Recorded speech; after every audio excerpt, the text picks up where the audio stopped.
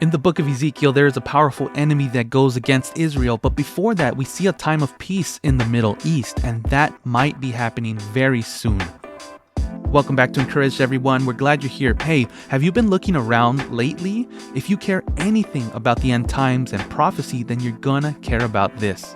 In Ezekiel chapters 38 to 39, we read about the war of Gog and Magog, which is in the east. But before any of that happens, there will be a time of prosperity and peace throughout the land. Then Gog and Magog will invade Israel.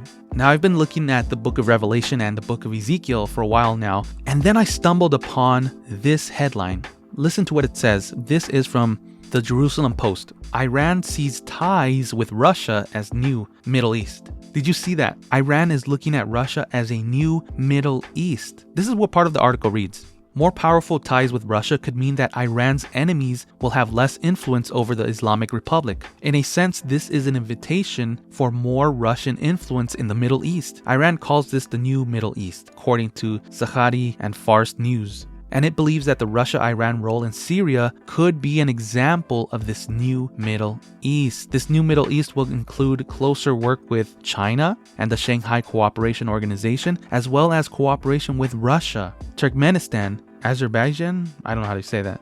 These were key points in the Fars News discussion. He also mentioned that Russia could help bring peace to Yemen, Iraq, Syria, alongside Iran.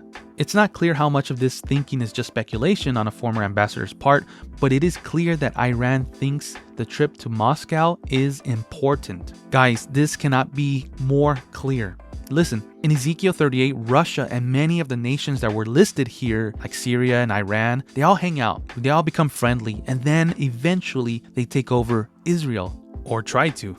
Remember, there's going to be a time of peace and prosperity throughout that area, so Israel will not see it coming. Now, it's no surprise that the world is going into this direction because we knew it would. The Bible tells us that, but it's still kind of freaky, isn't it? Now, please know that these changes and this peace will not happen overnight. It's going to take a few years probably, but then again, you just never know. But you think that's all? No. There's also a headline that says that Russia is also conducting joint patrols of the Syrian border. So Russia all of a sudden cares about Syria. What does all this mean? Things are falling into place. That cluster of countries are becoming friends. This is biblical. It's all falling into place. What an amazing time to be living in. And guys, know that you don't have to worry because God will win at the end. What I encourage you to do is study Bible prophecy. Look at the stuff going on outside of the US and see how this all connects. Because little by little, you see the end coming closer and closer. Things we never thought would be possible is starting to happen. So that's why it's important for you guys not only to know the Bible and have your walk as straight as you can be with the Lord,